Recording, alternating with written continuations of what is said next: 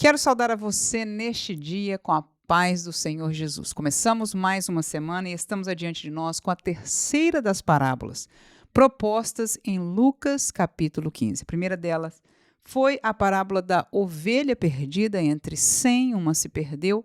A segunda foi a dracma perdida, entre as 10, aquela mulher perdeu. Todas histórias comparativas que Jesus fez em resposta a uma posição, a um sentimento, a uma reação que as pessoas que viam, publicanos e pecadores que vinham para ouvir a Jesus e estavam recebendo a palavra de Deus por Jesus, se arrependendo, sendo por fim, resgatados para o reino de Deus espiritualmente. Então os fariseus e os escribas, segundo o versículo 2 deste capítulo, diz que murmuravam entre eles. Aí Jesus começou estas três histórias. A primeira já falamos, a segunda já falamos e hoje nós vamos estar lendo a terceira neste contexto. E por causa do contexto, vai ser a primeira vez que eu vou comentar sobre essa parábola na sua interpretação, de acordo com o que está seguindo do texto. Na maioria das vezes, nós aplicamos esta parábola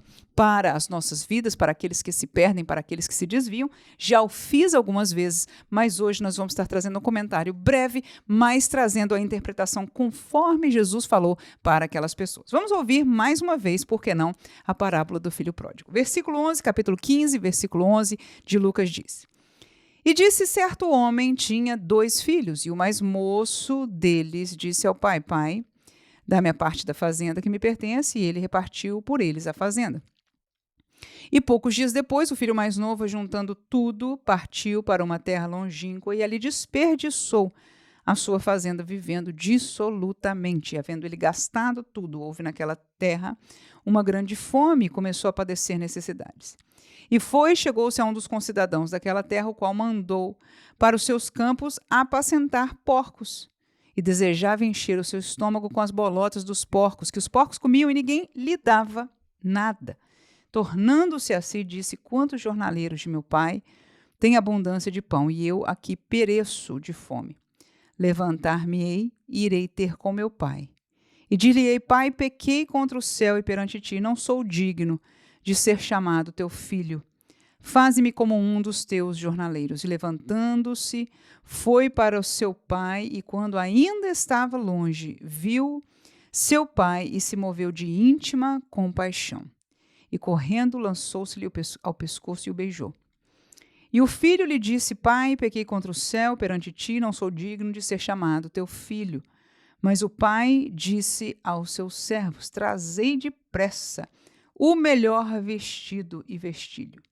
E ponde-lhe um anel na mão e alparca nos pés. Traze o bezerro cevado e matai-o, e comamos e alegremo-nos, porque este meu filho estava morto e reviveu, tinha se perdido e foi achado, e começaram a alegrar-se. E o seu filho mais velho estava no campo. E quando veio e chegou perto da casa, ouvindo a música e as danças, e chamando um dos servos, perguntou o que era aquilo. E ele disse: Veio teu irmão e teu pai matou o bezerro cevado, porque o recebeu são e salvo. Mas ele se indignou e não queria entrar. E saindo o pai estava com ele, mas respondendo ele disse ao pai: Eis que te sirvo há tantos anos sem nunca transgredir o teu mandamento, e nunca me deste um cabrito para alegrar-me com os meus amigos. Vindo, porém, este teu filho, que desperdiçou a tua fazenda com as meretrizes, mataste-lhe o bezerro cevado. E ele lhe disse: Filho, tu sempre estás comigo, e todas as minhas coisas são tuas. Mas era justo alegrarmos-nos e folgarmos-nos por este teu irmão. Ele estava morto e reviveu, tinha se perdido e achou-se. Muito bem. O contexto desta parábola, desta história, está, como já falamos, de Jesus em um lugar onde estavam fariseus, escribas, doutores da lei, pessoas que primavam a sua vida na obediência à lei, até aquela época de Jesus, antes de seu sacrifício, e todo o processo do começo de um novo testamento, um novo pacto, uma nova aliança. No seu sangue era aquilo que era vigente para a nação de Israel. Então, essas pessoas primavam e falavam muito mal, com certeza, dos pecadores, entre eles os publicanos. Nós lembramos bem da história de Zaqueu, né? Zaqueu e outros pecadores que estavam ali, não se nomeou que tipos de pecadores ou de pecados cometiam. O fato é que era do conhecimento deles que aqueles homens, talvez até algumas mulheres, eram pessoas pecadoras, né? Portanto, os judeus estavam olhando, com certeza, com maus olhos para eles. Ora, estas pessoas, no entanto, estavam vindo para Jesus.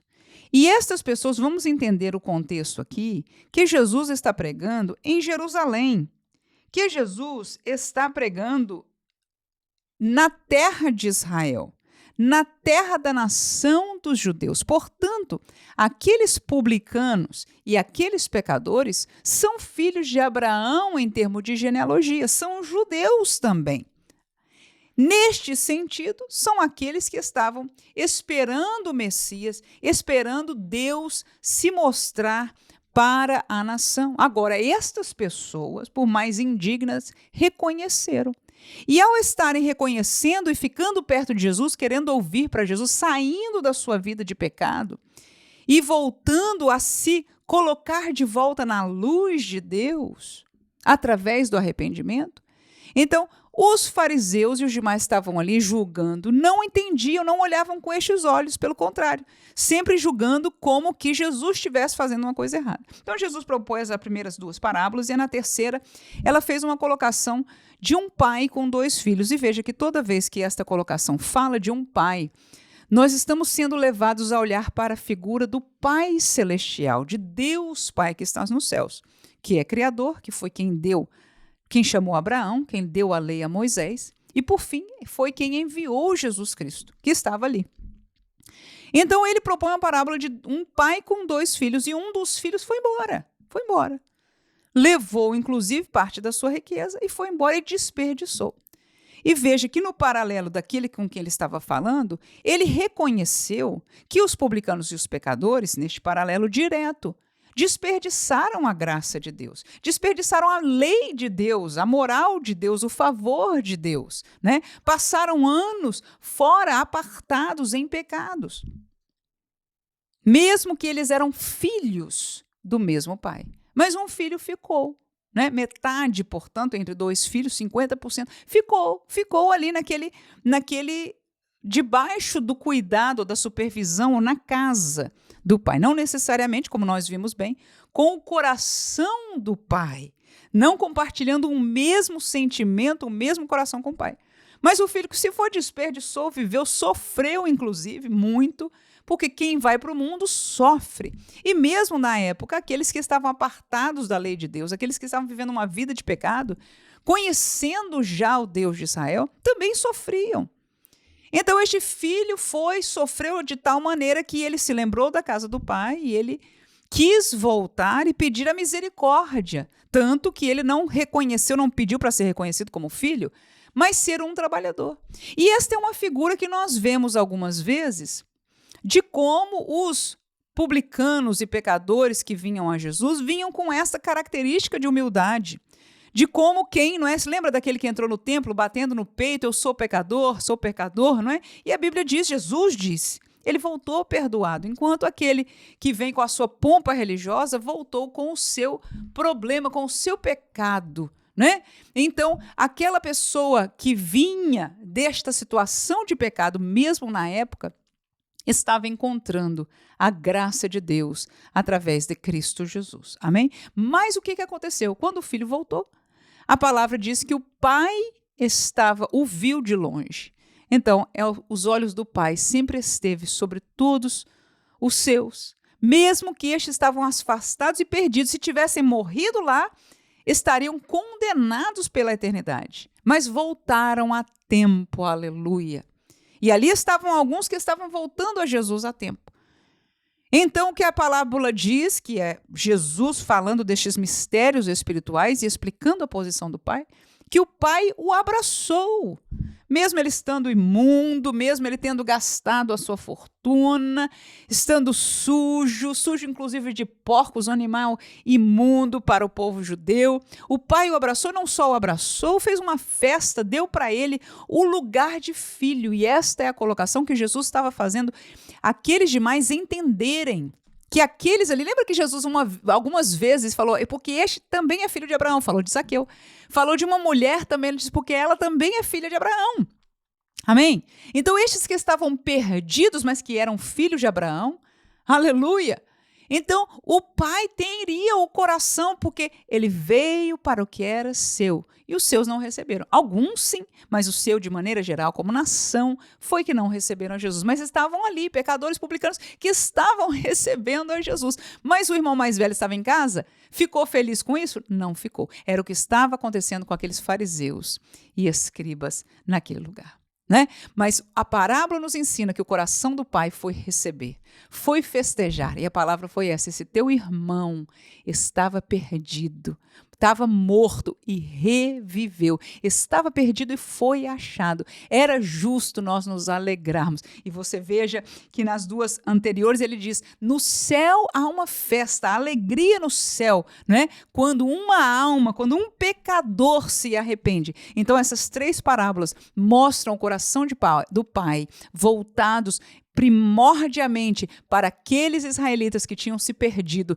e agora estavam encontrando o caminho do arrependimento e voltando para o pai. E o filho que ficou em casa não entendia, não conhecia o coração do pai. Que pesar! Com certeza esta parábola muitas vezes para nós foi aplicada para a nossa realidade como crentes, aqueles que se desviam, e é uma bênção. Mas hoje nós ouvimos com este foco para a glória do nome do Senhor, que você possa ter uma semana de bênção, de alegria, de consolo do céu para a sua vida, pelo Espírito Santo de Deus que foi derramado entre nós. Amém.